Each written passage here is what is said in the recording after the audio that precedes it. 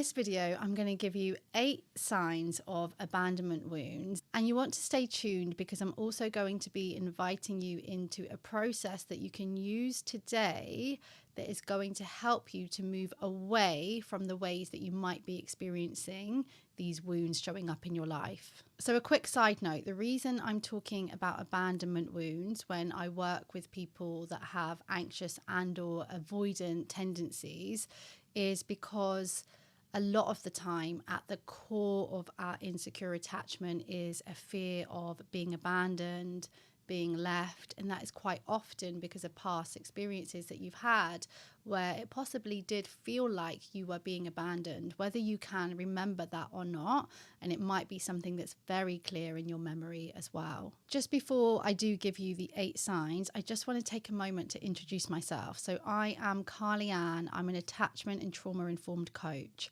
I work with people with an insecure attachment style to help them to work towards being more secure.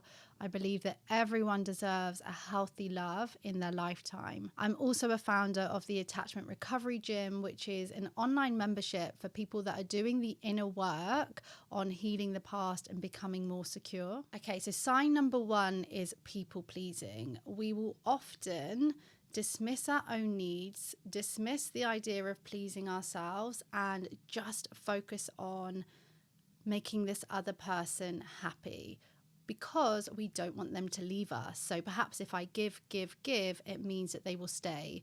In most cases, all of that giving, all of that pleasing is usually not enough actually to get what you want, and so that can then be even more disappointing. So it's definitely not a strategy that I advise when it comes to keeping someone in your life. The next sign, very similar to that, is actually worrying about someone else's happiness. So it will be perhaps you're at work, perhaps you're at the gym, or you're just doing a daily chore and you're consumed with worries about this other person's feelings, more so than even your own. One, it will be around how can I influence their happiness? What can I do to make them more happy? But also if that's something that's just out of your control, you might find that you take that on to be your own. The next sign is experiencing shame, regret, and fear after conflict. It will feel like with conflict that rather than being able to imagine that we can repair this or move forward, there'll be some kind of belief, well, that's it. Now they're definitely going to leave. Now they're definitely going to abandon me. And that's when we might go into worrying about their happiness and people pleasing. So they do all link together. But yeah, definitely that sort of shame cycle after conflict.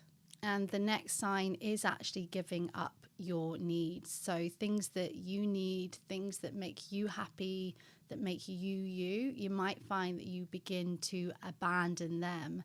In order not to be abandoned, it's a case of let me just, again, go back to that people pleasing. Let me just do everything that they need and be everything that they need. And we just give up on our own. And what happens there is we might believe that that's what we need in order for them to stay. But quite often, if you're in a healthy relationship, let me make that really clear, this person doesn't want you to give up on your own needs. They also want you to be happy. Before I give you the 5th sign, I just want to take a moment and ask you to like this video and subscribe to this channel, because there are so many people out there that are experiencing these abandonment wounds showing up in their life, in their relationships, and these really, we know, right, how painful it is. And they don't know that this is abandonment wounds, or they do know, but they don't know that we are here together, this YouTube channel, or over on my Instagram, inside the membership. They don't know about that. And it's when we like this video and subscribe to it that YouTube is more likely to put it out, and it's going to reach the people just like you and just like me that need this. So yeah, before sign 5, I would be really grateful if you could just like and subscribe. The next sign is choosing someone unavailable in a hope that they will choose you as well. So a lot of the time, if there have been abandonment wounds, there is this something inside of you that goes on this lifelong mission to be chosen and to never be abandoned again, and to like fix the past.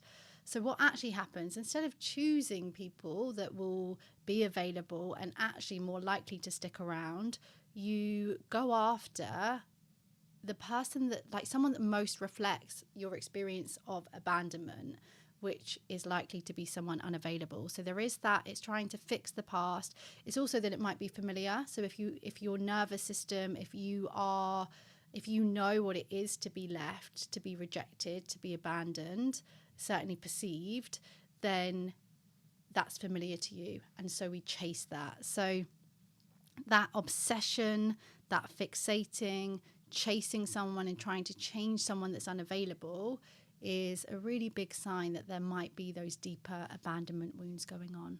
The sixth sign that I'm giving you today is attaching to someone before you really know them. So holding on to that dream, the idea of being chosen, of being wanted, of not being left, that becomes more important, not necessarily consciously, than whether this person is right for you, whether you're really into this person.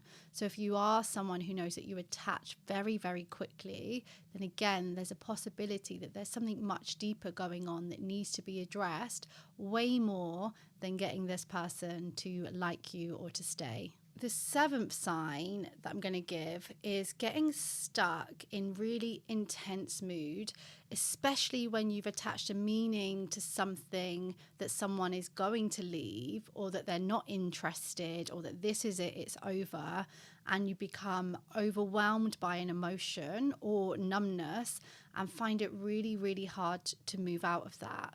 When we have those those abandonment wounds, there's definitely a case of getting stuck in emotions and struggling to move to a new state. So when we're secure, we tend to be able to move to a different state, almost choose another state, have our upset, have our, I'm not sure how this person thinks of me, and then begin to function in the present again. But whereas when there's those deeper wounds, it might be that we really get stuck there. So if you do see that, that's why so much of the attachment recovery gym is focused on looking at what states we're in and the somatic work around shifting our states, because we really need to be able to recognize, yes, is there a threat to this relationship? Does this person like me? Yes, there's been a conflict, but not let that mean, well, then everything is over, and then get overwhelmed and stuck in that mood.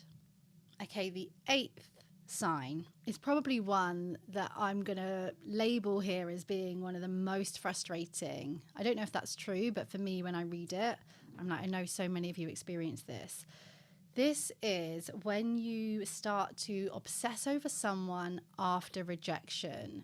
So how many of you have found that I'm not that into this person, I wasn't that interested, then when they pull back or start to shift their attention elsewhere, suddenly there is that like obsession, chemistry apparently, falling in love with them, deciding that they're the one, feeling like you really need them.